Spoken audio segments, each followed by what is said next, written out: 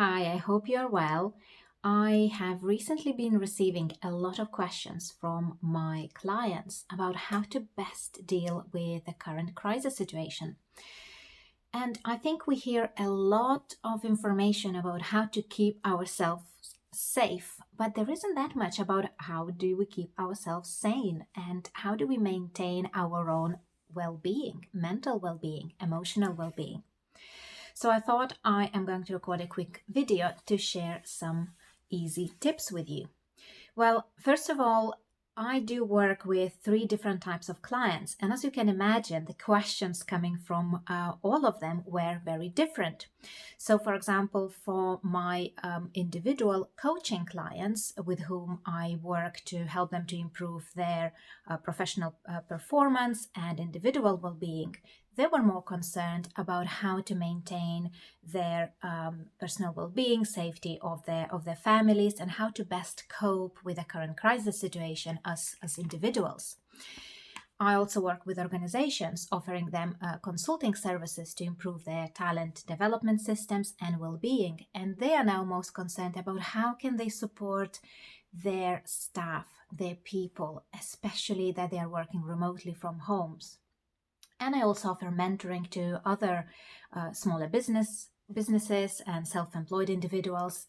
And their concerns are, of course, all about how do you maintain your income? How do you still can keep going as a business? And if you fall in any of those categories, and if you have any specific questions about that, please do let me know, and I will do my best to help you, support you, and answer your specific questions that are relevant to you and to your situation and to your business.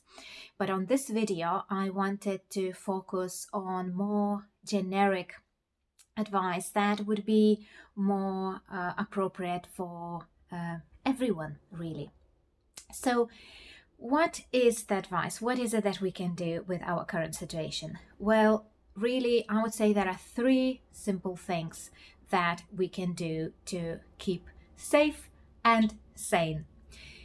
First of all, is looking at what is in our control and what are things that are completely out of control that we cannot do anything about it. We are very often stressing about things that are completely out of our control. And of course, that affects how we are feeling. It affects our immune system. It affects our mental well-being. So it is very, very important that as soon as you recognize that stress within you, ask first, okay, is this issue that I'm worrying about is in my control? And if so, great. Then let's look at the options and what we can do about it. But if it's something that you can't do anything about, then just stop worrying.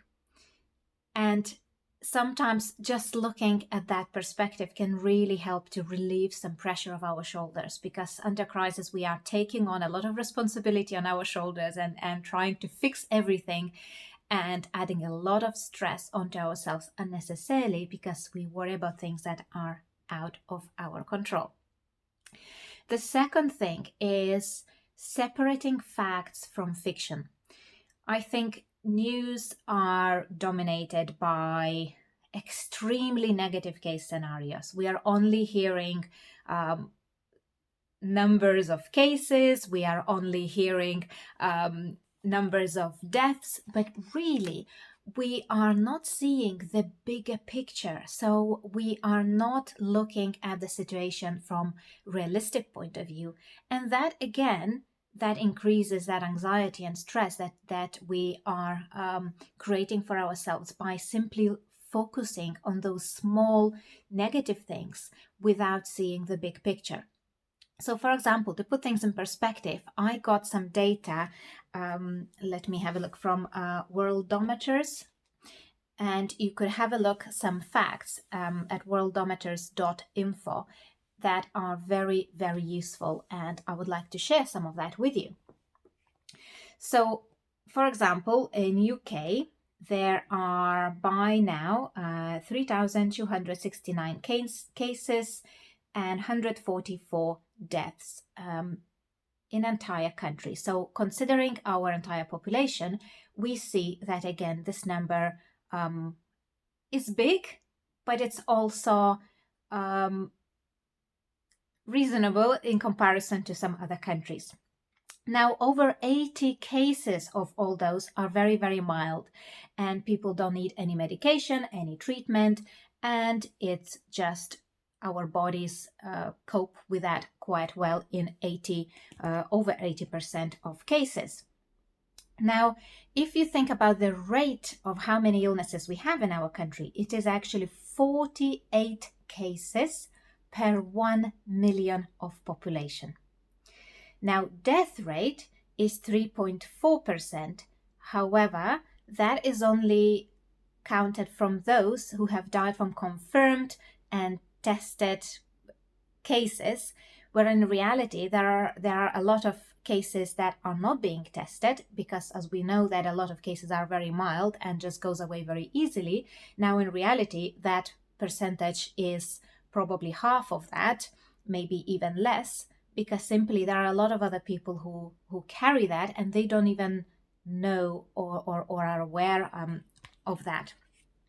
And also if we look at the age range for some of the death cases, now if you are below 40, your age, then the risk of dying is 0.2%. If you are over 40, the risk of dying is 0.4%. If you are over 50, it's 1.3, over 60 is 3.6, over 70 is 8, and over 80 is 14.8. So again, looking at this from a more realistic point of view and having actual figures that can allow us to create more holistic point of view about the entire situation. And let's do what we can to protect ourselves, do things that are in our control, and let's not stress about things that are out of our area of control. So those two things.